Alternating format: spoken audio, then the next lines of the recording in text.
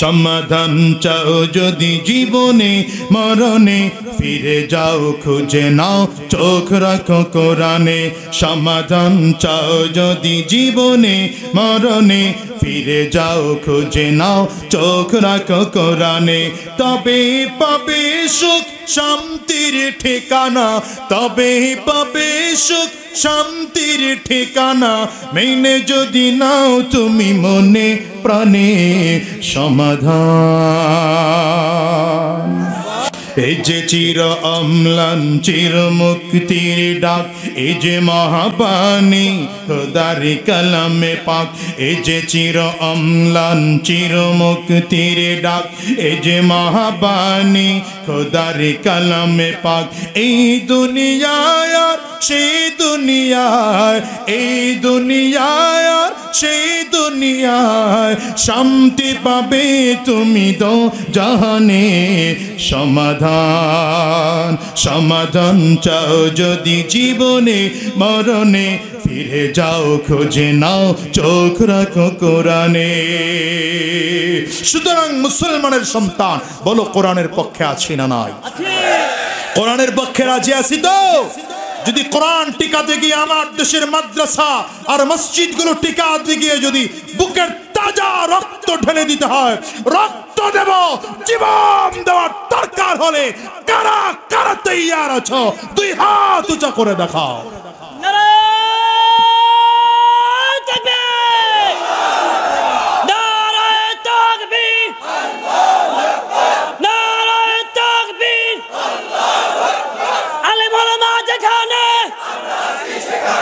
আমার নবীকে আল্লাহ তাআলা নিজে শিখাইয়া, আমার নবীকে ছাত্র বানাইয়া গোটা জগৎবাসীর উস্তাদ হিসেবে পাঠিয়েছেন।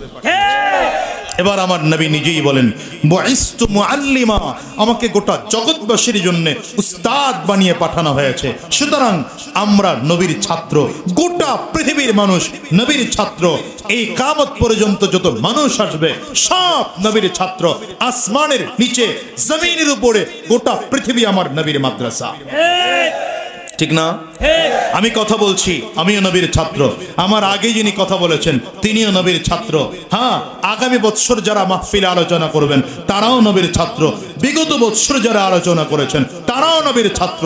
হ্যাঁ, তবে আমার নবীর নিজের হাতের কিছু ছাত্র আছে। এর মধ্যে এক নম্বর ছাত্র আবু বকর সিদ্দিক রাদিয়াল্লাহু আনহু। নবীজির আরেকজন ছাত্র হযরত ওমর ফারুক রাদিয়াল্লাহু আনহু। কেমন ছাত্র বলেন তো? আল্লাহু আকবার, কি কোয়ালিটিফুল ছাত্র! হ্যাঁ, যেই ছাত্রকে আমার নবী নিজের জীবদ্দশায় জান্নাতের সার্টিফিকেট দিয়েছেন। বলেন কি দিয়েছেন? কোথায়? ইন্তেকালের আগে জীবদ্দশায় দিয়েছেন। সুবহানাল্লাহ বলবেন না?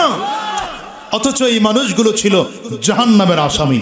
নবীজির হাতে হাত দিয়ে যখন কালিমা পড়ে মুসলমান হয়েছেন, এত চমৎকার চরিত্র হয়েছে, চরিত্র দেখে কাফিররা মুসলমান হয়ে যায়।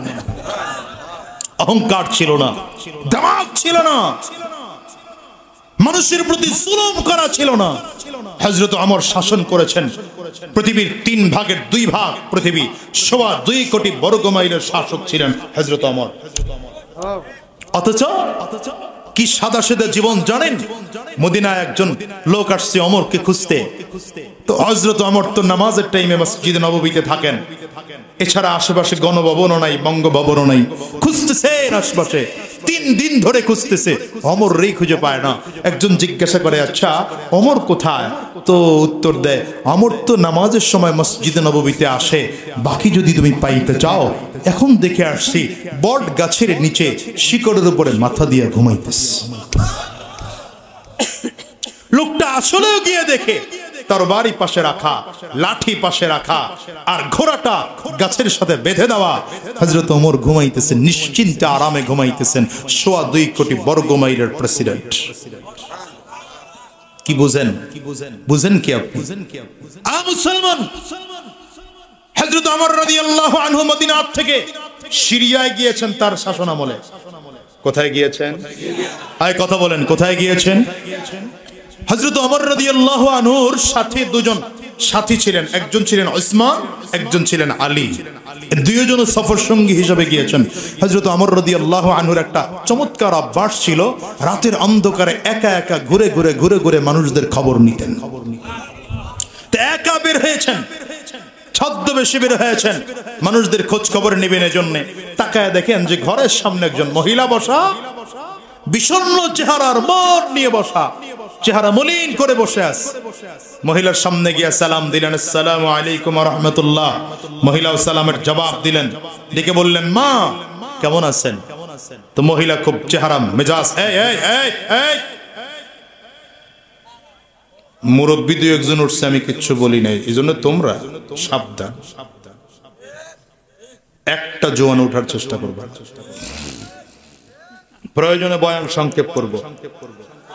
না না কনকে উঠবো কেন? উঠা যাবে না, এই উঠা উঠির ওয়াজ আমার কাছে নাই। কথা কন না কেন? 100% মনোযোগী হয়ে বসতে হবে ইনশাআল্লাহ। হ্যাঁ ঠিক আছে ইনশাআল্লাহ, একসাথে মোনাজাত দিয়ে বের হব। আমার চেয়ে তো আপনাদের বাড়ি দূরে না, দূরে কথা বলে না, আমার চেয়ে আপনাদের বাসা দূরে। আমি মাহফিলের মোনাজাত করে দিলে 10-20 মিনিট 50 মিনিটের মাথায় আপনারা ঘুমিয়ে পড়বেন, আমার সারা রাত জার্নি করে ঢাকায় যাওয়া লাগবে। সুতরাং খুব ধৈর্য ধরে বসেন। কথা বলতে মনে চাইতেছে, সব মাহফিলে কথা বলতে মনে চায় না, আজকের কথা বলতে মনে চাচ্ছে, কথা বলতেছি আলহামদুলিল্লাহ। ভাইরা আমার, হযরত ওমর রওনা করেছেন, মহিলাকে সালাম দিলেন, জিজ্ঞাসা করলেন, মা কেমন আছেন? তো মহিলা উত্তর দেয়, যে এলাকার শাসক ওমর, সেই এলাকায় ভালো থাকা যায়। কি কয়? মহিলা বলতেছে। হযরত ওমর চিন্তা করলেন, কি হলো মহিলা? হযরত ওমর জিজ্ঞাসা করলেন, মা আপনি ওমরকে চিনেন? আপনি দেখেছেন কখনো ওমরকে?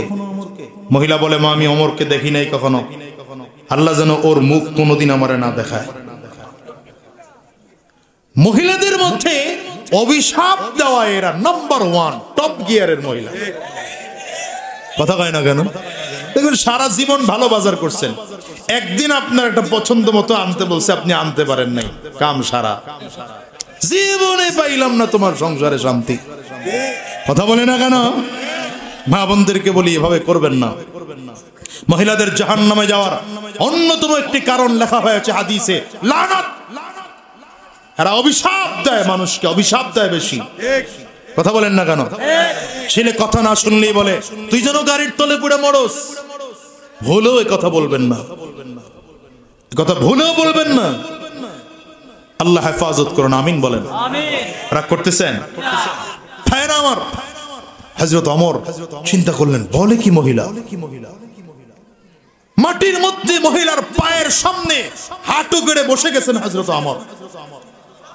কি মনে করেন, কি মনে করতেছেন আপনি? আমাগর নেতাগর সামনে যদি এমন কথা কইতো, আগে কইতাম ফিডা, পরে দেখ মনে। আমার সমালোচনা করে আমার এলাকায় থাইকা এত বড় কলজা কার? হ্যাঁ, হযরত ওমর কয় মাটির মধ্যে বসে পড়ছে। এবার মহিলার দিকে তাকিয়ে জিজ্ঞাসা করছেন, মা আমি যদি ওমরের পক্ষ হইয়া আপনার দুঃখগুলো কিনতে চাই, আপনি বিক্রি করবেন? সুবহানাল্লাহ, এই আওয়াজ দিয়ে কন্যা সুবহানাল্লাহ বলেন না।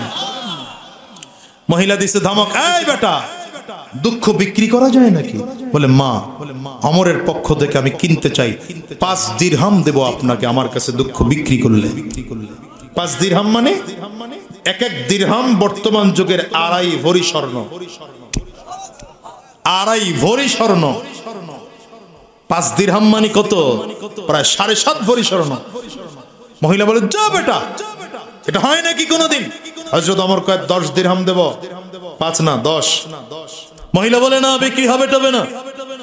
হযরত ওমর বলে, মা 15 দিরহাম দেব। মহিলা কয়, হবে না।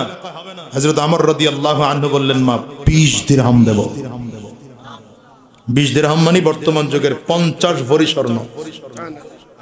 হয়তো মহিলা চিন্তা করছে, ফাও কামে দুঃখ কি আর বিক্রি করা যায়? ফাও কামে যদি 50 দিরহাম পায়, কি বলে 20 দিরহাম পায়, 50 ভরি স্বর্ণ, বর্তমান যুগের প্রায় 50 লক্ষ টাকার সম্পদ, তো অসুবিধা কই, দিলাম, ঠিক আছে, বিক্রি করতে রাজি আছে। বলে, মা আপনার লিখে দিতে হবে এই 20 দিরহাম আমার কাছ থেকে নেবেন, কিন্তু আমরের প্রতি কোনো দাবি নাই। কেন? মহিলা বলছিল বলতে গিয়া যে আজকে অমরের ক্ষমতা না অনেক, কিয়ামতের ময়দানে আমি অমরকে ধরে আল্লাহর সামনে দাঁড় করাবো, সে আমার খবর নেই। 5 বছর 6 বছর সে ক্ষমতায় আছে, আমি একটা সরকারি সুবিধা পাই নাই, আমি অমরের সামনে দাঁড় করাবো। হযরত ওমর পাগল হয়ে গেছেন, বেচैन পেরেশান হয়ে গেছেন। মহিলার কাছ থেকে মাফ কি করে নেওয়া যায়? চুক্তি কমপ্লিট, 20 দিরহামের বিনিময়ে বেচা কিনা। বেচা কিনা যখন প্রায় শেষ দিকে, এখন এই টাকা দিবেন, এই মুহূর্তে হযরত আলী আর উসমান রাদিয়াল্লাহু আনহুমা খুঁজতে বের হইছেন আমিরুল মুমিনিন কই। খুঁজে এসে দেখেন বুড়ি মহিলার পায়ের কাছে হযরত ওমর হাঁটু গেড়ে বসা। দূর থেকে দাঁড়িয়ে ডাক দিয়েছেন, ইয়া আমিরুল মুমিনিন, হে আমিরুল মুমিনিন। ডাক দিতে দেরি মহিলা লাফ দিয়ে দাঁড়ায় গেছে, বলে কি? আয় আমিরুল মুমিনিন কি আবার? হযরত আলী রাদিয়াল্লাহু আনহু কয় যে আপনার সামনে বসা উনি যুগের ওমর। একটু চিল্লায় জোরে সুবহানাল্লাহ আওয়াজ করে বলেন। কি নবীর সাহাবী আর কি নবী! আরে এই নবীর আদর্শের একজন নেতা যদি আমার সমাজে আজ থাকতো। নবীর আদর্শের নেতার বড় অভাব, এদেশের নেতার অভাব নাই। কথা বলেন না কেন? আমার দেশের নেতার অভাব, নবীর আদর্শবান নেতা। যদি আমার দেশে নবীর আদর্শবান নেতা থাকতো, এদেশের মানুষ ইসলামের সুফল গুলো পাইতো। ইসলাম কত সুন্দর, কোরআন কত সুন্দর, দ্বীন কত সুন্দর। ঠিক কিনা আওয়াজ করে বলেন। দোষ খালি নেতা গরু দিয়েন না, দোষ আপনার গরু আছে। নির্বাচন আসলে পরে মাত্র 500 টাকায় মাথা বেচা দেন। কি কথা কন না? নাই নাই, প্রার্থী যতজন আসে সব ভোট প্রার্থীরে দিয়ে দেয়। দিমু কি কন? ভোট আপনারে দিব না, দুনিয়া কারে দিব? কি কথা কন না কেন? প্রার্থী একজন এসে গায়েন, চাচা রং চা খায় যান, ভোট কিন্তু আমারে দিয়েন। কারে কি বলে? ভোট তো তোমারই দিম বাবা, কারে দিম? আরেকজন এসে কয় দিগান দুধ চা খান, হেরেও কয় ভোট আপনারই দিম। কয়জনটা দিয়ে লাইছে অলরেডি? হের ভোট কয়টা? কথা কয় না তো। আরেকজন এসে কয় এক গ্লাস দুধ খান, দুধ 1 কাপ খাওয়াই দিয়ে কয় ভোট কিন্তু আমারা দিয়েন। মুরব্বী হেরেও কয় রাগ করেন না আব্বাজানেরা, মুরব্বী যারা আছে। কি বলো বাবা, ভোট তো তোমারই দিব। বিকেল বেলা আরেকজন এসে কয় রসগোল্লা খান, ভোট তো তোমারই দেব মিয়া। রাত 12টার পরে 500 টাকার নোট নিয়ে আসছে। নোট দিয়া কয়টা দিয়ে আগামীকালকে বাজার করেন, একদিন পরে আমার ভোট একটু মনে রেখেন আমার কথা। করে ভোট তোমারে দিব না, বাপেরে দিব। আমার তোমার ভোট একটা, কয়জনরে দিছ? নেতা যেমন ভোট পিটায় তোমার কারণেই তো পিটায়, তুমিই তো শিখাইছো একজনে 10টা দিতে পারে। আসতে বলেন কেন? আমার দেশের জনগণ যদি ভালো হতো, নেতাগুলো জুতার বাড়ি খেয়ে অটোমেটিক ভালো হয়ে যেত। ঠিক কিনা আজ করে ভালো? আমরা নিজেরাই তো ভালো না, নিজেরাই তো খারাপ আমরা। আল্লাহ হেফাজত করুন, আমিন কর। এবার খুব ভালো করে মনোযোগ দিয়ে শোনেন। হযরত ওমর রাদিয়াল্লাহু আনহুর পরিচয় পায়া মহিলা লাফ দিয়ে দাঁড়িয়ে গেছে। আরে ওমর, এখানে ওমর আসছে। মহিলা হাত জোর করে কাঁদতেছে, আমিরুল মুমিনিন আমারে মাফ করে দেন, আমি বুঝতে পারি না যে আপনি ওমর, আমার বুঝতে ভুল হয়েছে। হযরত ওমর কয় মা মাফ চাইেন পরে, মাফ করার বিষয়টাও পরে হবে। আপনার সাথে যে চুক্তি হয়েছে এই চুক্তিটা পূরণ করেন আগে, আমার কাছে মাফ পরে চান। হযরত ওমর রাদিয়াল্লাহু আনহু 20 দিরহাম দিয়েছেন মহিলার কাছে। 20 দিরহাম মহিলার কাছে দিয়ে নিজের চাদর ছিঁড়েছেন। নিজের চাদরের কর্নার ছিঁড়ে কালি আর কলম মহিলার সামনে দিয়ে বলে মা এই কালি দিয়ে কলম দিয়ে লিখে দেন 20 দিরহামের বিনিময়ে আমার সকল দুঃখ ওমরের কাছে বিক্রি করে দিয়েছি। কিয়ামতের ময়দানে আল্লাহর সামনে ওমরকে আমি কোনোদিন দাঁড় করাবো না। ইসলাম এত সহজ না, ইসলাম এত সহজ না। হযরত ওমর লেখাইছেন নিজের চাদরের মধ্যে লেখায়া হযরত আলী রাদিয়াল্লাহু আনহুকে ডাক দিয়েছেন, আলী রে এটা তোমার কাছে হেফাজত করে রাখো, যদি তোমার আগে আমি মরে যাই আমার কাফনের কাপড়ের মধ্যে টুকরাটা ঢুকায় দিও। যদি মহিলা কিয়ামতের ময়দানে আল্লাহর সামনে আমাকে আসামির কাঠগড়ায় দাঁড় করায়, সেদিন যেন অন্তত আমি এটা নিয়ে আল্লাহর সামনে দাঁড়াইতে পারি, আল্লাহ আমার কাছে মহিলা তার দুঃখগুলো বিক্রি করেছিল। এটার নাম ইসলাম, এটার নাম কোরআন। আহারে কি দিয়ে বুঝাই আপনাগরে। হুয়াল্লাযী বা'আসা ফিল উম্মিয়িনা রাসূলা هو الذي بعث في الأميين رسولا منهم يتلو عليهم آياته ويزكيهم ويعلمهم الكتاب والحكمة وإن كانوا من قبل لفي ضلال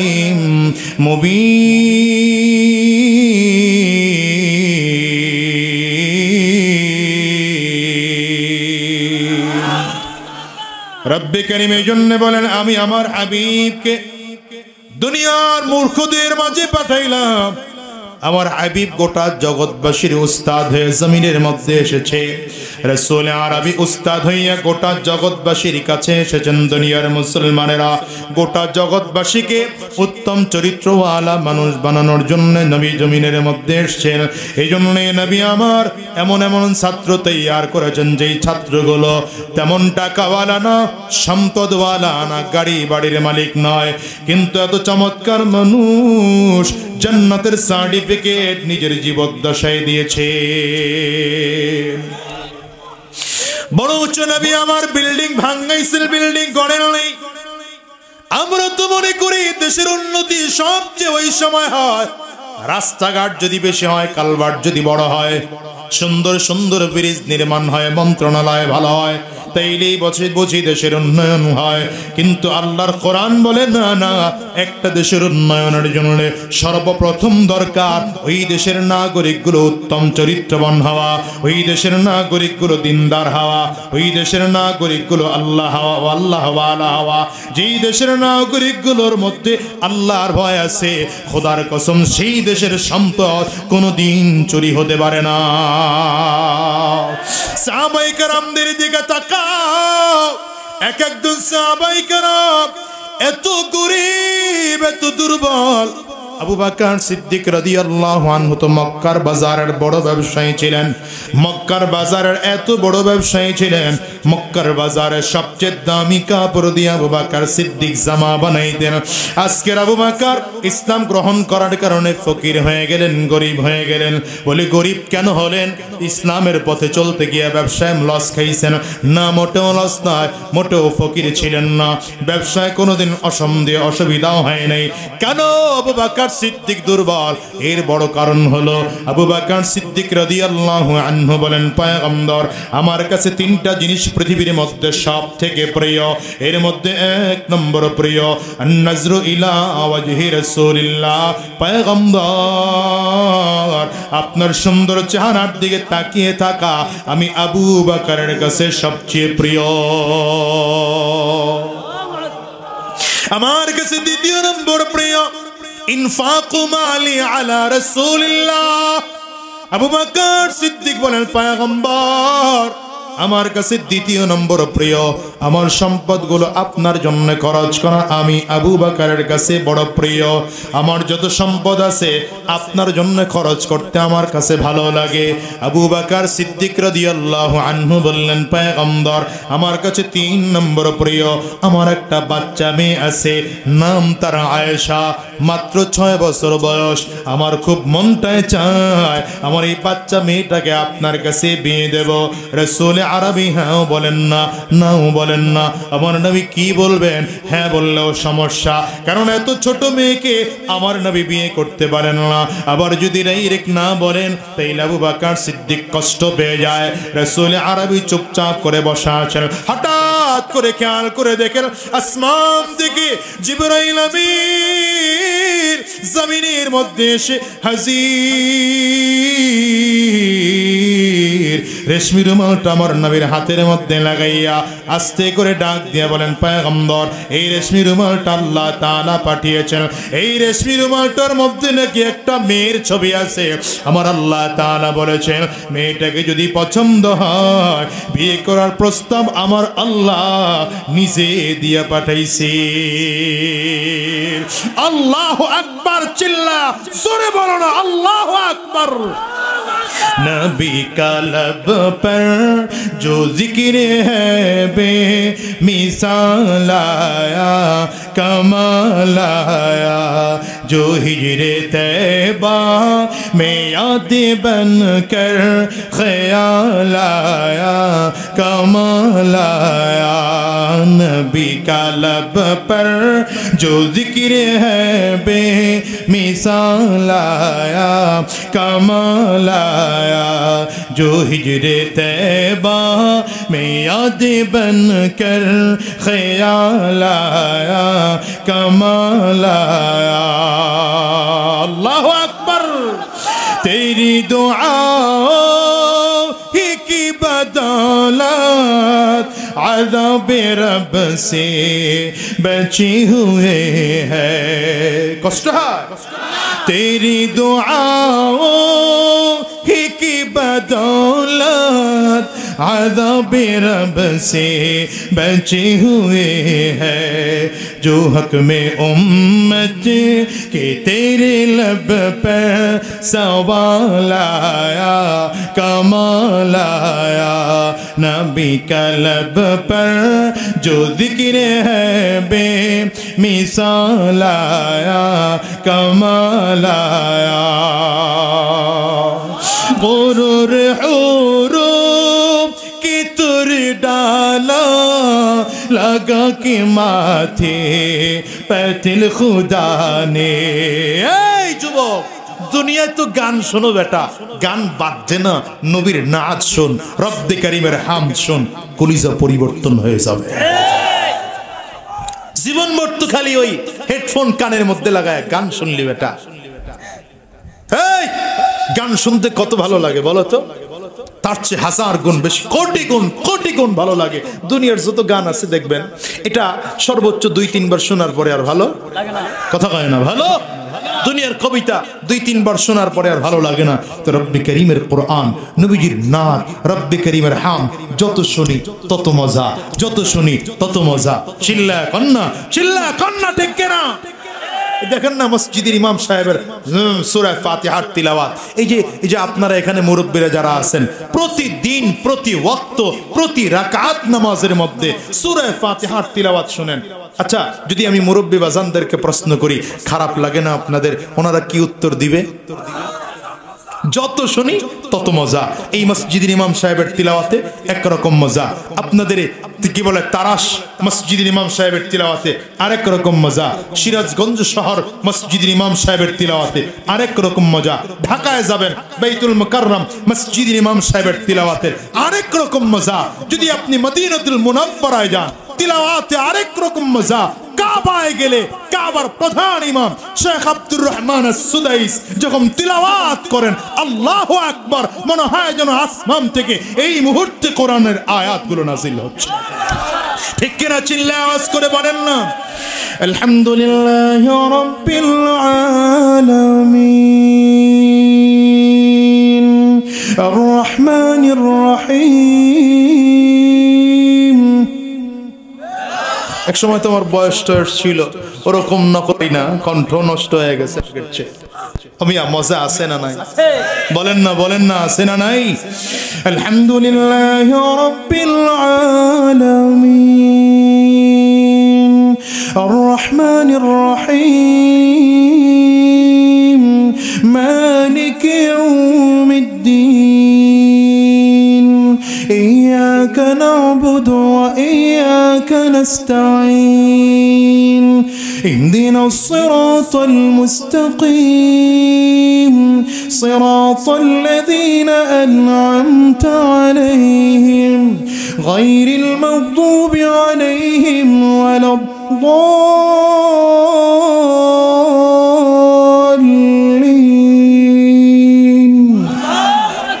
শেখ সুরাইম যখন তিলাওয়াত করেন তখন আরো মজা লাগে, ঠান্ডা কণ্ঠে তিলাওয়াত করেন, মনে হয় যেন ঘন্টার পর ঘন্টা শুধু তিলাওয়াতই শুনতে থাকি। একটু চিল্লায় বলেন না আল্লাহু আকবার।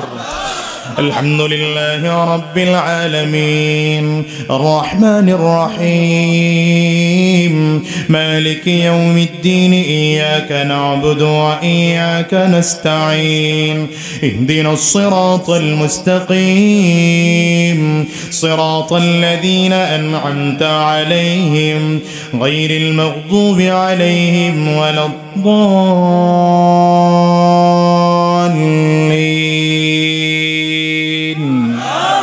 মজা আছে না নাই?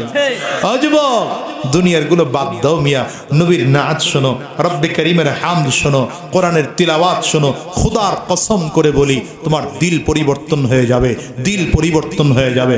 শয়তান দিলে জায়গা নিতে পারবে না, এ দিলে আমার রবের জায়গা হবে, আমার রবের জায়গা হবে। ঠিক কিনা বলো না? আপনাদের কষ্ট দিতেছি মনে হইতেছে, আপনারা রাগ করতেছেন বুঝি। শেষ করে দিলে ভালো হয়। চলবে আর একটু? কতক্ষণ চলবে? সারা রাত? আপনারা থাইকেন সারা রাত, আমি আর সব মিলে 25 মিনিট আছি। আপনারা আছেন তো? এতটুকু কথা কয় না, আছেন তো? আরে ভাই, দুনিয়ায় কয়দিন থাকবেন বলেন? এই দুনিয়ার থেকে তো আজ হোক কাল হোক যাওয়াই লাগবে। আজকে সময় পাইছি, এটা কোরআনের জন্য দিয়ে দিই। ঠিক কিনা বলেন না? এই যে নয় তোরা আসল বাড়ি, কবর যে তোরা আসল ঠিকানা। কষ্ট হইতেছে, দুই একজন উঠতেছে, দুই একজন উঠলে আমার মোনাজাতের টাইম হয়ে যায় না। এইটা জরুরত নাই আমার কাছে কোনো, সব জরুরত বাদ, লাগবেই জায়গায় ছাইরা দিবেন। ঠিক, এই মসজিদ সেরে উঠা যাবে না ইনশাআল্লাহ। ঠিক আছে তো? আরে কথা সবাই কয় না, ঠিক আছে তো? আল্লাহ কবুল করুন, জোরে চিল্লা আমিন বলেন। আবু বকর সিদ্দিক রাদিয়াল্লাহু আনহুর কাছে কয়টা জিনিস প্রিয় বললাম? 3টা জিনিস প্রিয়। এর মধ্যে 1 নম্বর প্রিয় নবীজির চেহারার দিকে তাকিয়ে থাকা, 2 নম্বর প্রিয় আমার নবীর জন্য সম্পদ খরচ করা, 3 নম্বর প্রিয় নবীর কাছে নিজের মেয়েটা বিয়ে দেওয়া। এই যুবক, ওই যে আবার ফেসবুক হুজুরে পাইছে, বাউ গুছায়, বউ মিয়া গুছো, পাটা গুছায় বসো, ওটা রাখো। হ্যাঁ মাশাআল্লাহ। ভাইরা, আবু বকর সিদ্দিকের কাছে কয়টা প্রিয়? 1 নম্বর নজর ইলা ওয়াজহি রাসূলিল্লাহ। পয়গম্বর আমি আবু বকরের কাছে সবচেয়ে প্রিয় আপনার সুন্দর চেহারার দিকে তাকিয়ে থাকা। 2 নম্বর ইনফাকু মালি আলা রাসূলিল্লাহ। সব থেকে প্রিয় আপনার সুন্দর, আপনার জন্য সম্পদগুলো খরচ করা আমার কাছে 3 নম্বর প্রিয়। আবু বকর সিদ্দিক বলেন, পয়গম্বর আমার একটা বাচ্চা মেয়ে আছে, আমার মনটায় চায় আপনার কাছে আমার মেয়েটা বিয়ে দেব। জিবরিল আমিন চলে আসছে, মনে আছে না? ভুলে গেছে? রব্বে রাসূল আরবি রেশমি রুমালটা খুলে ডাক দিলেন, হে আবু বকর তাকায় দেখো এই ছবিটা কার? আবু বকর সিদ্দিক রাদিয়াল্লাহু আনহু বললেন, পয়গম্বর আল্লাহর কসম আমি তাকায় তো দেখি এই ছবিটাই আমার মেয়ের ছবি। রাসূল আরবি বললেন, আবু বকর এইবার তোমার মেয়েটা ছোট না বড়, ভালো না মন্দ, সুন্দর না অসুন্দর দেখার কোনো প্রয়োজন নাই, আমি নবী বিয়ে করার জন্য তৈয়ার। মুসলমান, তাইলে আমার নবী যতগুলো বিয়ে করেছেন, কোন বিয়ে আমার নবী যৌবনের চাহিদা মিটানোর জন্য নবী বিয়ে করেন নাই, কোন নারীর প্রতি লোভী হয়ে আমার নবী বিয়ে করেন নাই, বরঞ্চ যতগুলো বিয়ে আমার নবী করেছেন আল্লাহ পাকের আদেশ ছিল এই বিয়েগুলো করার মধ্যে, ইসলামের কোন কল্যাণ ছিল বিয়েগুলো করার মধ্যে। সুতরাং বর্তমানে যদি কোন বদমাশ আমার নবীকে নারী লোভী বলে গালি দেয়, আমার নবীকে লুচ্চা নবী বলে যদি গালি দেয়, আমার নবীকে কেউ যদি ধর্ষক বলে গালি দেয়, ও মুসলমানের সন্তান তোমাদের কাছে জানতে চাই, এই শাহজালালের জমিনে, শাহ ইয়ামানের জমিনে, শাহ মখদুমের জমিনে, পীর আউলিয়ার জমিনে নবীর দুশ্মনের জায়গা হতে পারে না। হাত তুলে উঁচা করে বলো ঠিক কিনা? এই দুনিয়ার মুসলমানেরা, আজকের আবু বকর এত গরীব ফকির হয়েছেন। আবু বকর সালার চট পরে রাস্তা দিয়ে ঘুরতেছেন, চালার চট পরে। কিন্তু বড় মজার ব্যাপার মুসলমান, নবী আমার তাকায় দেখেন জিবরিল আলাইহিস সালাতু ওয়াস সালাম নবীজির কাছে একবার এসে হাজির হয়েছেন। জিবরিলের পরনেও চালার চটের জুব্বা, রাসূল আরবি তাকিয়ে দেখলেন মাথার পাগড়িটাও চালার চটের পাগড়ি। নবী আমার ডেকে কয়, জিবরাইল কেন এসেছ? বলে, পয়গম্বর আপনার আবু বকরকে একটু সালাম জানান। হযরত আবু বকর সিদ্দিককে আমার নবী সালাম জানাইলেন। এক পাশে জিবরিল আমিন দাঁড়ানো, আর এক পাশে আবু বকর সিদ্দিক দাঁড়ানো।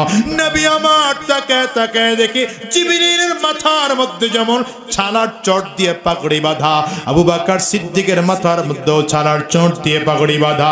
জিবরিল আমিনের মধ্যেও যেমন ছালার চট দিয়ে জামা গায়ে দেওয়া, আবু বকর সিদ্দিকও তেমন ছালার চট জামা গায়ে দেওয়া। নবী আমার ডেকে বলেন, আবু বকর তুমি জিবরিলের পোশাক পরেছ না জিবরাইল তোমার পোশাক পরেছে?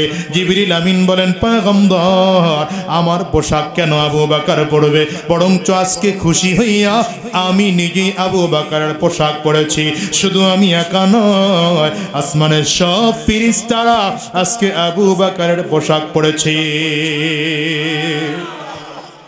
আগে নবী আমার কেন জানেন না পয়গম্বর? আমি জিবরাইল যখনই আপনার কাছে আসি, কোনো ওয়াহী নিয়ে আসি, আল্লাহ পাকের পক্ষ থেকে কোনো সংবাদ আপনার জন্য নিয়ে আসি, অথবা আপনার সাথে কোনো পরামর্শ করার জন্য আসি পয়গম্বর, আর আল্লাহ পাকের পক্ষ থেকে কোরআনের কোনো আয়াত নিয়ে আসি নাই, আপনার জন্য কোনো ওয়াহী নিয়ে আসি নাই, বরঞ্চ আজকে আল্লাহ পাকের পক্ষ থেকে আপনার মাধ্যমে জিবরিল আমিনকে আপনার মাধ্যমে আবু বকরের কাছে পাঠানো হয়েছে। আল্লাহ তাআলা সালাম লইয়া আবু বকরের কাছে পাঠিয়েছে। আবু বকরের কত দাম, এত দাম, আবু বকর সিদ্দিকের এত দাম, আল্লাহ নিজে সালাম পাঠায়। ও দুনিয়ার মুসলমানেরা, এটা এমনিতেই সম্ভব নাকি? না না, কোনোদিন এমনিতেই সম্ভব না। যখন নিজের জীবনের চেয়ে আমার নবীর প্রতি বেশি ভালোবাসা হয় তখনই একমাত্র সম্ভব। যখন সন্তানের চেয়েও, ছেলে মেয়ের চেয়েও, পরিবার পরিজনের চেয়েও আমার নবীর প্রতি বেশি মায়া হয় তখনই একমাত্র সম্ভব। যখন দুনিয়ার সব কিছুর চেয়ে আমার রবের প্রতি আর আমার নবীর প্রতি মায়া বেশি হয়, খোদার কসম করে বলে যায়, তখনই একমাত্র এটা সম্ভব। এজন্য রব্বে করিম কয়, ওয়াল্লাযীনা আমানু আশাদ্দু হুব্বান লিল্লাহ। রব্বে করিম বলেন, যারা ঈমানদার তারা আমি আল্লাহকে সবচেয়ে বেশি ভালোবাসি। ঈমানদাররা কারে বেশি ভালোবাসে? আঙ্গুলটা উঁচা করে কন্যা চিল্লায় কারে বেশি ভালোবাসে? আমার নবী আমার কয়, লা ইউমিনু আহাদুকুম হাত্তা আকুনা আহাব্বা ইলাইহি মিন ওয়ালিদিহি ওয়া ওয়ালাদিহি ওয়ান নাসি আজমাইন। রাসূল আরবি ডেকে বলেন, দুনিয়ার মানুষেরা যতক্ষণ তোমার সন্তানের চেয়ে, তোমার পরিবারের চেয়ে, তোমার বাবা মায়ের চেয়ে, অন্য হাদিসে আমার নবী কয় এমনকি তোমার নিজের জীবনের চেয়ে যতক্ষণ পর্যন্ত আমার নবীকে বেশি ভালোবাসা দিতে না পারবা, আল্লাহর কসম ততক্ষণ পর্যন্ত পাক্কা ঈমানদার হইতে পারবা না। এই জন্যই তো বলে, যেই যুবক নবীজির ইন্তেকালের পর রাসূল আরবি যখন জমিন থেকে বিদায় হয়ে গেলেন, আমিরুল মুমিনিন হইয়া, খলিফাতুল মুসলিমিন হইয়া আবু বকর সিদ্দিক রাদিয়াল্লাহু আনহু সর্বপ্রথম যিনি ফজরের নামাজে দাঁড়িয়েছেন, ফজরের নামাজে দাঁড়াইলে আবু বকর সালাম ফিরিয়েছেন। সালাম ফিরাইয়া পেছন দিকে তাকায় দেখেন হযরত বিলাল হাবশী রাদিয়াল্লাহু আনহু সফরের সামান রেডি করে ছোট্ট একটা গাঠুরি বেঁধে মসজিদে চলে আসছে। হাতটা বাড়িয়ে দিলেন, আবু বকর বিদায় দেন, আর মদিনায় থাকবো না, বিদায় দেন। আবু বকর সিদ্দিক বলেন, রে বিলাল কেন তুই মদিনা ছেড়ে যাইবে কেন, কারণ কি?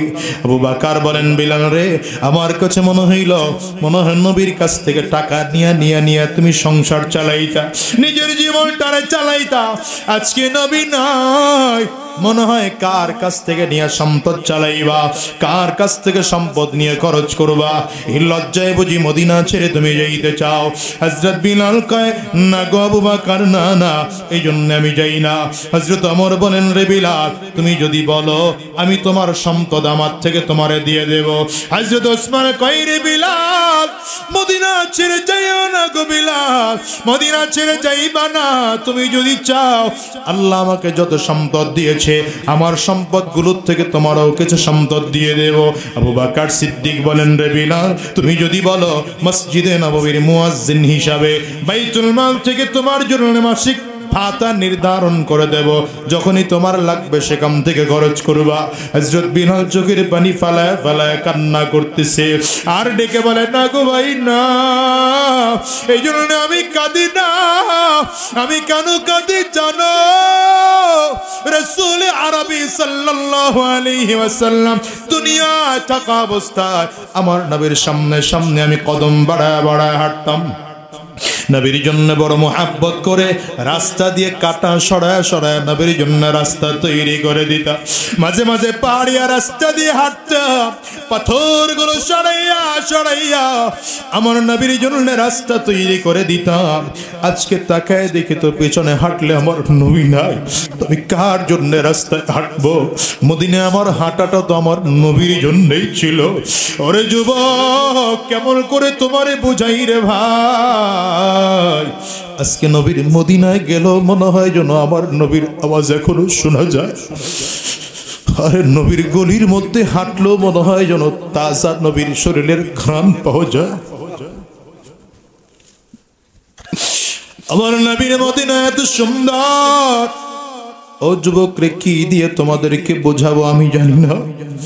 আমি এবার যখন সফরে গেলাম মদিনায় বাবু সালাম দিয়ে নবীরে সালাম দেওয়ার জন্য ঢুকতেছি, আমার সামনে আল্লাহর এক বান্দা, কোন এলাকায় তার বাড়ি, কোন দেশে বাড়ি আমি ক্লিয়ার বুঝি নাই, কারণ ভাষা ক্লিয়ার করে বোঝা যায় না। আল্লাহর বান্দা খুব ধীরে ধীরে ধীরে ধীরে সামনের দিকে আগাইতেছে। আমি তাকে তাকে দেখি লোকটার চোখ দিয়ে পানিগুলো টপ টপ টপ টপ করে নবীর মায়ায় ভরতেছে। রাসূলের রওজার সামনে গিয়ে দাঁড়াইলো। ওখানে পুলিশ বেশিক্ষণ দাঁড়াইতে দেয় না, দাঁড়াইলে ধাক্কা দিয়া দিয়া সামনের দিকে আগায়। আল্লাহর বান্দা যতই দাঁড়ায় পুলিশ বেশিক্ষণ দাঁড়াইতে দেয় না। এরপরেও যেন আল্লাহর বান্দা সরে না, শুধু দাঁড়িয়ে থাকে নবীর মুহাব্বতের জোরে। আমার নবীর দিকে তাকায় ঠোঁট নাড়ায় নাড়ায় নবীর রওজার দিকে ফিরে সালাম দেয়।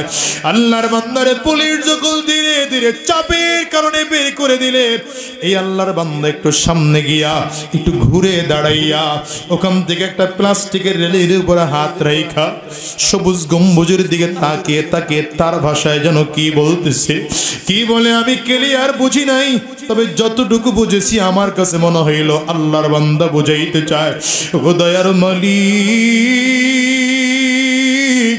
তোমার নবীর সবুজ গম্বুজ যদি এত সুন্দর হয়, তোমার নবী না জানে কত সুন্দর।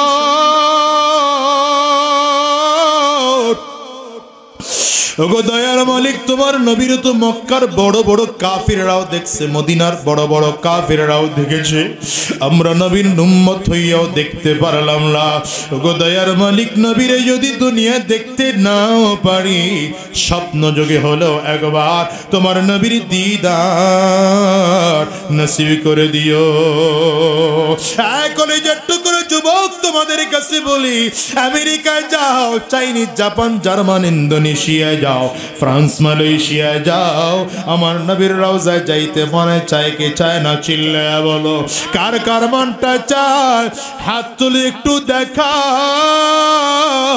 চিৎকার করে জোরে আওয়াজ দিয়ে ডাক দাও না আল্লাহ, আরো জোরে ডাকো আল্লাহ।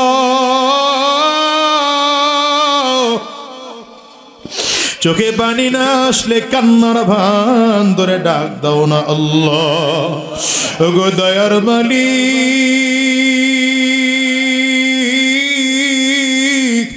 আয় আল্লাহ, তাকে দেখো, তোমার গোলামেরা ভিক্ষুকের মতো দুইটা হাত উঁচু করেছে। আল্লাহ জীবনে একটা বার হলো তোমার নবীর রওজা না দেখাইয়া, কাবা তাওয়াফ না করাইয়া আমাদেরকে জমিন থেকে নিও না। চিল্লা জবান খুলে আওয়াজ দিয়া জোরে বলো না আমিন। আরে দুনিয়ার মুসলমান, হযরত বিলাল ডাক দেয়, রে ভাই আমি কেন মদিনা ছেড়ে যাই জানো রে ভাই? আমার নবী আর নাই, আমি কার জন্য রাস্তা দিয়ে হাঁটবো? সাহাবায়ে কেরাম ডেকে ডেকে বলেন, বিলাল রে তুই একাই কি নবীরে ভালোবাসো? আমরা কি আর নবীরে ভালোবাসি না? হযরত বিলাল কয়, তোমরা ভালোবাসো, আমিও ভালোবাসি। তুমি হয়তো তোমরা নবীর রওজার দিকে তাকাইলে সহ্য করতে পারো, কিন্তু আমি যখন আমার নবীর রওজার দিকে তাকাই আমার কলিজাটা ছিঁড়ে যায়, ছিঁড়ে যায়। আমি সহ্য করতে পারি না, আমার মদিনায় থাকতে বইল না, আমি চলে যাব, মদিনা ছেড়ে চলে যাব। হযরত বিলাল চলে গেলেন মদিনা ছেড়ে সিরিয়ায়। একদিন আর 2 দিন নয় রে মুসলমান, টানা 6টা মাস হয়ে গেল হযরত বিলাল মদিনার ফিরে আসে না। হঠাৎ করে ঘুমের মধ্যে বিলাল হাবশী রাদিয়াল্লাহু আনহু স্বপ্ন দেখে নবী আমার ডাকে বলে, হে রে বিলাল, আমি নবীর কবরের সামনে আবু বকর এসে দাঁড়ায়, ওমর এসে দাঁড়ায়, উসমান এসে দাঁড়ায়, কত সাহাবায়ে কেরাম তো এসে দাঁড়ায়, তুই কেন দাঁড়াস না রে ও বিলাল? আমি নবীর রওজাটাও কি তোর দেখতে মনে চায় না? হযরত বিলালের রাত গভীর হয়ে গেল, ওর ঘুম ভেঙে গেল, পাগলের মতো মদিনায় দৌড়ায়। হায়রে আসতে আসতে মদিনার গলি দিয়ে যখন দৌড়াইতেছে, ছোট ছোট বাচ্চাগুলো দৌড়ে গিয়া মায়ের কাছে খবর বলে, ওগো মা, মনে হয় 2-1 দিনের মধ্যেই নবীও মদিনায় ফিরে আসবে।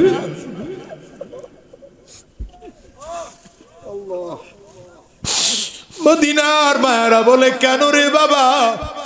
বলে, দেখেছি বিলাল ফিরে আসছে, নবী চলে যাওয়ার পরে তো বিলালও চলে গিয়েছিল, আজকে তাকায় দেখলাম বিলাল ফিরে আসছে, মনে হয় আমার নবীও ফিরে আসবে। বিলাল এসে আমার নবীর রওজার পাশে আসি, দেখে বলেন, নবী আমার গোলামের ডাকছেন, গোলাম এসে হাসি। নবীজির রওজার পাশে দাঁড়িয়ে দাঁড়িয়ে বিলাল কান্না করে। সাহাবায়ে কেরাম ডেকে বলেন, রে বিলাল, কতদিন হয়ে গেল তোমার কণ্ঠে চমৎকার আজান শুনি না, একটু আজান দিয়ে আমাদেরকে শোনাইবানি বিলাল? হযরত বিলাল কয়, না গো ভাই না, যে আজান দিলে আমার নবী ইমামতি করেন না, আমি ওই আজান দিতে পারবো না। আগে আজান দিলে তোমার নবী ইমামতি করতো, আজ বুঝি আমার নবী আর ইমামতি করবে না, আমি কেমন করে বিলাল আজান দেব? সাহাবায়ে কেরাম বারবার রিকোয়েস্ট করেন, হযরত বিলাল না করে। সালমানে ফারিসি মুরব্বি সাহাবী ডেকে বলে, বিলাল রে এমন করে বলে লাভ নাই, কোথায় নবীজির কলিজার টুকরা হাসান আর হুসাইন, এই 2 জন মানুষকে খুঁজে আনো। এই 2 জন যদি বিলাল রে বলে, বিলাল না করতে পারবে না। হযরত হাসান হুসাইন রাদিয়াল্লাহু আনহুমা 2 জনকে ডেকে আনা হলো। 2টা ভাই হযরত বিলালের 2 পাশে দাঁড়াইয়া জামার আস্তিন ধরে ধরে টানে, আর ডেকে ডেকে বলে, নানার মুয়াজ্জিন, কতদিন হয়ে গেল তোমার কণ্ঠে একটু আজান শুনি না, একটু আজান দিয়ে কি শুনাইবা? হযরত বিলালের কান্না বন্ধ হয়ে গেল। 2 ভাইয়ের চেহারার দিকে তাকা দেখে 2 ভাইয়ের চেহারার মধ্যে যেন আবার নবীর চেহারার একটা মিল খুঁজে পাওয়া যায়। 2 ভাইরে জড়ায় ধরে চিল্লা বিলাল কাঁদে, আরে আর দেরি করবো না, যেহেতু তোমরা 2 ভাই বলেছ আমি বিলাল আজান দেব। হযরত বিলাল আজান দেওয়ার জন্য দাঁড়িয়ে গেলেন। আল্লাহু আকবার, আল্লাহু আকবার, আশহাদু আল্লা ইলাহা ইল্লাল্লাহ। হযরত বিলালের আজান শুনে মানুষগুলো দৌড়ায় দৌড়ায় মসজিদের দিকে আসতেছে। ছোট ছোট বাচ্চাগুলো মাকে ডাক দিয়ে বলে, মাগো নতুন কাপড় পরায় দাও, সুন্দর করে গোসল করাইয়া দাও, সুন্দর করে জুতা পরা দাও, মাথার মধ্যে টুপিটা লাগা দাও মা, ওই যে শুনো বিলাল আযান দেয়। আগে বিলাল আযান দিলে তো আমার নবী ইমামতি করতো, আজকেও তো বিলাল আযান দিতেছে, মনে হয় আমার নবী ইমামতি করবে।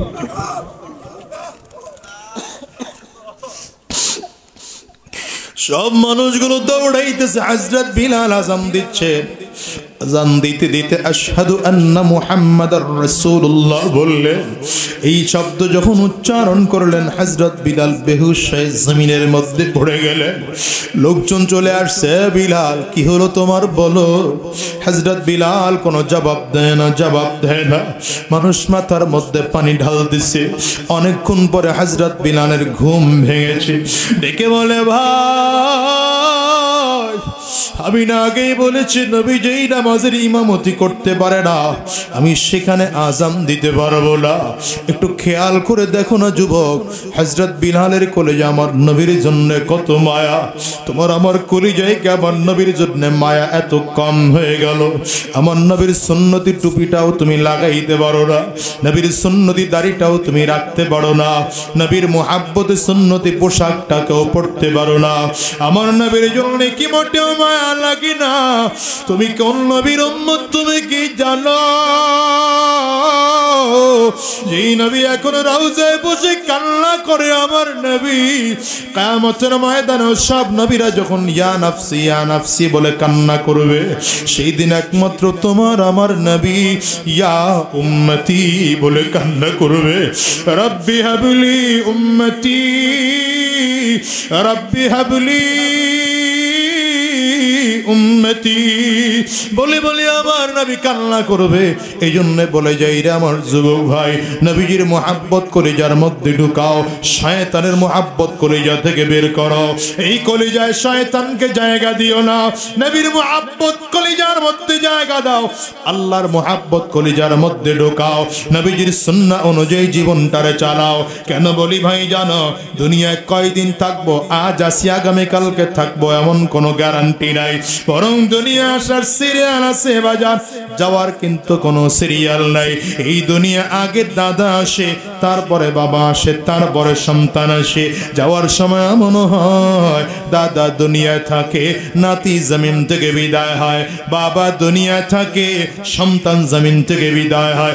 এ বাজান এমন হয় কি হয় না? একটু আওয়াজ করে চিল্লায়া বলেন। আপনার আমার ক্ষেত্রে তো এমন হতে পারে ভাই। হিসাব করে দেখে আজকের এই বজদিসটাও খুঁজলে পাওয়া যাবে কত মানুষের যেন বাবা নাই, কত মানুষের যেন মা নাই। আমি আজাদিও তো একজন মা হারা সন্তান। আজকে 18 বছর হয়ে গেল আমি আমার মাকে হারিয়েছি। এই মজলিসে এমন মানুষ হয়তো আছে যারা দরজার মধ্যে টোকা দিলে মা তাদের দরজা খুলবে না।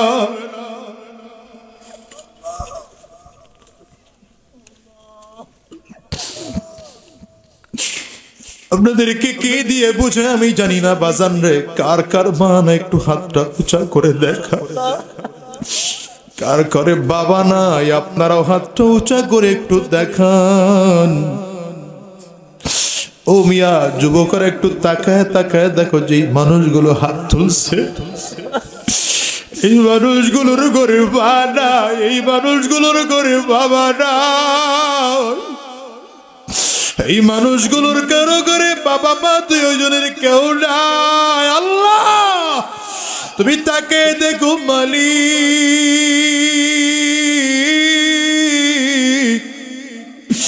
এই মানুষগুলো হাত তুলে আছে, এদের কারো ঘরে মা নাই, আবার কারো ঘরে বাবা নাই, আবার কারো ঘরে আব্বা আম্মা দুইজনের কেউ নাই। হাতগুলো লাভার কলিজার টুকরা যুবকরা, আমি তোমাদেরকেও বলে যাই সাবধান, এই দুনিয়া বেশি দিনের না, আজ আসি আগামীকালকে থাকবো এমন কোনো গ্যারান্টি নাই।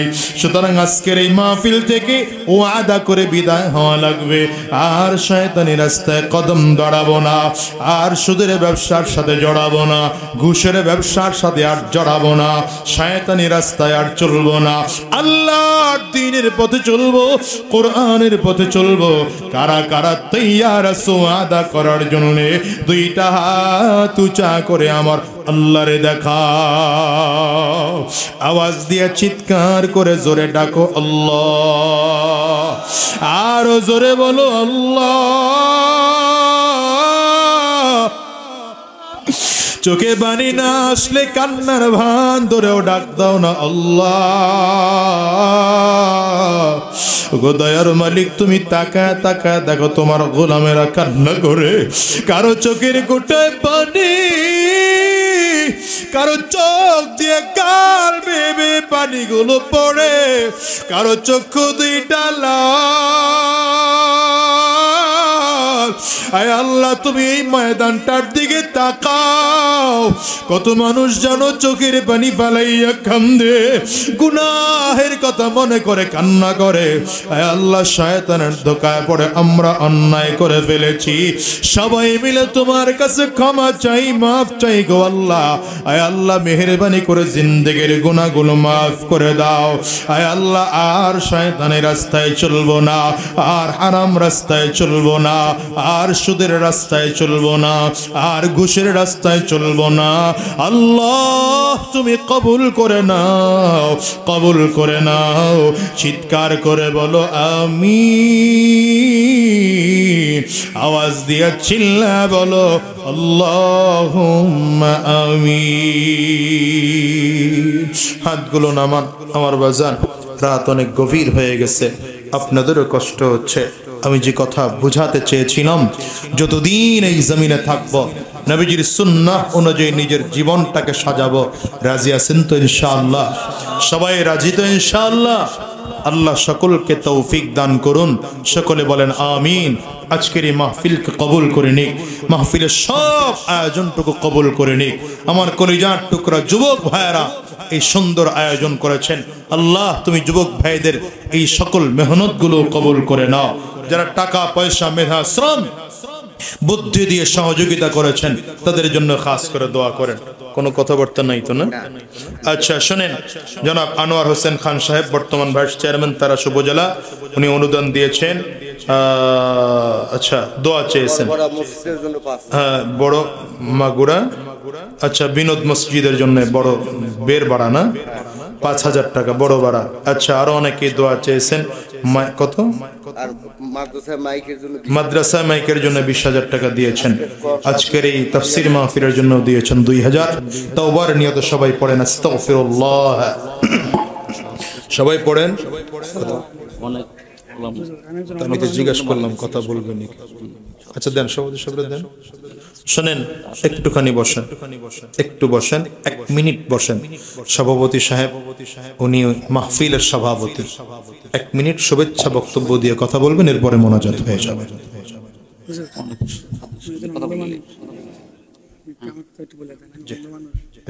অনেক সদস্য বিসমিল্লাহির রহমানির রহিম। এই মুহূর্তে মাগুরা বিনোদ যুব সমাজ কর্তৃক আয়োজিত তাফসীর কোরআনের মাহফিলের সম্মানিত প্রধান অতিথি, বিশেষ অতিথি এবং সম্মানিত প্রধান বক্তা, দ্বিতীয় বক্তা, তৃতীয় বক্তা এবং অত্র গ্রামের আমন্ত্রিত হাজী সাহেব কিন্তু এবং বাহির দূরান্ত থেকে আগত অনেক ওলামা হযরত আসছেন, তারাও নিচে বসে আছেন। আমি আসলে এই সবার পরিচালক হওয়ার মতো যোগ্যতা আমার নাই। অনেকেই আপনারা নিচে অনেক যোগ্য ব্যক্তি বসে আছেন, তাদের নিচে রাখা আমার পক্ষে এরকম বেয়াদবি হয়ে গেছে, আমাকে ক্ষমা করবে। পরিশেষে বলতেছি যে এই গ্রামের যুব সম্প্রদায় তারা আজ প্রায় 14 বছর যাবৎ এই অনুষ্ঠান পরিচালনা করতেছেন, তাদের সহযোগিতায় এটা চলছে। তার মধ্যেও আমরা গ্রামের সবাই কম বেশি সাহায্য করে থাকি। এই আশা যে আমরা ভবিষ্যতে যাতে এই কাজ করতে পারি। আর হুজুর বিশেষ করে যুবক ভাইদের জন্য যে কথাগুলো বললেন, যে আমরা যদি এই সারা রাত ধরে শুনেও যদি একটা কথা মনে না রাখতে পারি, তাহলে আমাদের এই বক্তৃতা করা, এই শোনা পিছিয়ে যাবে। এই জন্য আমরা মনোযোগ সহকারে যেগুলো শুনলাম এইগুলো আমল করার চেষ্টা করব। পরিশেষে আমি আরো চিন্তা করতেছি যে এরকম আমরা অনেকে অসুস্থ আছি, এখানে অনেকের বাবা মা মারা গেছেন এবং অনেক সদস্য মারা গেছেন। এই কাজে যারা নিযুক্ত ছিলেন সবার দোয়া মঙ্গল কামনা করে আগামীতে যাতে আমরা আরো সুন্দর সুষ্ঠুভাবে করতে পারি। আর বিশেষ করে যারা দূর দূরান্ত ধরে এই কষ্ট করে আসছেন তাতে আমাদের বসার মধ্যে বা আমাদের ব্যবহারের মধ্যে যদি কোনো কষ্ট হয়ে থাকেন আমি সভাপতি হিসাবে সবার কাছে ক্ষমা চাচ্ছি। আসসালামু আলাইকুম ওয়া রাহমাতুল্লাহি ওয়া বারাকাতুহু। আর তো কোনো কথাবার্তা নেই। জি, আমরা সবাই তওবার নিয়তে ইস্তিগফার পড়ি। আস্তাগফিরুল্লাহ রাব্বি, পড়েন সবাই, পড়েন আমার সাথে। আস্তাগফিরুল্লাহ রাব্বি মিন কুল্লি যামবিন ওয়া আতুবু ইলাইহি লা হাওলা ওয়ালা কুওয়াতা ইল্লা বিল্লাহিল আলিয়্যিল আযীম। আলহামদুলিল্লাহি রাব্বিল আলামিন والصلاة والسلام على سيد الأنبياء والمرسلين. ربنا ظلمنا أنفسنا وإن لم تغفر لنا وترحمنا لنكونن من الخاسرين. ربنا لا تزغ قلوبنا بعد إذ هديتنا وهب لنا من لدنك رحمة إنك أنت الوهاب. رب ارحمهما كما ربياني صغيرا. رب ارحمهما كما ربياني صغيرا. ربنا فاغفر لنا ذنوبنا وكفر عنا سيئاتنا وتوفنا مع الأبرار. رب العالمين মেহেরবান খুদা হে আল্লাহ, আমাদের জিন্দেগির গুনাহ খাতাগুলো মাফ করে দাও। আমাদের সকলকে তোমার দ্বীনের জন্য কবুল আর মঞ্জুর করে নাও। হে আল্লাহ, যতদিন এই জমিনে বেঁচে থাকবো তোমার গোলামি করার তৌফিক দিয়ে দাও। হে আল্লাহ, জমিন থেকে যখন বিদায় হয়ে যাব ঈমান নিয়ে যাওয়ার তৌফিক দিয়ে দিও। শয়তানের ধোঁকা থেকে আমাদেরকে হেফাজত করো, জালিমের জুলুম থেকে হেফাজত করো, হিংসুকের হিংসা থেকে হেফাজত করো। আয় আল্লাহ, আমাদেরকে দ্বীনের জন্য কবুল করে নাও, ইসলামের জন্য কবুল করে নাও, আমাদেরকে কোরআনের জন্য কবুল করে নাও। আয় আল্লাহ, আজকের এই মাহফিলটুকু তুমি কবুল করে নাও। আজকের এই মাহফিল করতে গিয়ে যারা টাকা পয়সা মেধা শ্রম বুদ্ধি দিয়ে সহযোগিতা করেছেন, প্রশাসনের ভাইয়েরা, জনপ্রতিনিধিরা, মাইক লাইট স্টেজ প্যান্ডেলের দায়িত্ব যারা পালন করেছিলেন, সকলকে তুমি কবুল আর মঞ্জুর করে নাও। আয় আল্লাহ, আমার পর্দার আড়ালের মা বোনদেরকেও তুমি কবুল করে নাও। আমার কলিজার টুকরা যুবকদেরকেও কবুল করে নাও, মুরব্বী বাজামদেরকেও কবুল করে নাও, মাসুম বাচ্চাদেরকেও কবুল করে নাও। আল্লাহ, আমাদেরকে তোমার খাঁটি গোলাম হিসেবে কবুল করে নাও। আয় আল্লাহ, দুনিয়ার জমিনে যতদিন বেঁচে থাকবো তোমার গোলামি করার তৌফিক দিয়ে দাও। আয় আল্লাহ, অনেকেই দোয়া চেয়েছেন, সবার নাম নিতে পারছি না, সবার দিলের নেক আশাগুলো পূরণ করে দাও। আয় আল্লাহ, যারা মুসিবতের মধ্যে আছে মুসিবত দূর করে দাও, যারা অভাবগ্রস্ত অভাব দূর করে দাও, যারা পেরেশানিগ্রস্ত পেরেশানি দূর করে দাও, যারা যে সমস্যার মধ্যে আছে আল্লাহ প্রত্যেকের সমস্যাগুলো দূর করে দাও। আয় আল্লাহ, আমাদেরকে দ্বীনের জন্য কবুল করে নাও। আয় আল্লাহ, আমাদেরকে কোরআনের জন্য কবুল করে নাও। আয় আল্লাহ, আজকের এই মাহফিলখানা এলাকাবাসীর জন্য হিদায়াতের জরিয়া বানাইয়া দাও। যতগুলো আলোচনা করলাম ভুল ত্রুটিগুলো মাফ করে দাও, সহি কথাগুলোর উপরে আমাদেরকে আমল করার তৌফিক দিয়ে দাও।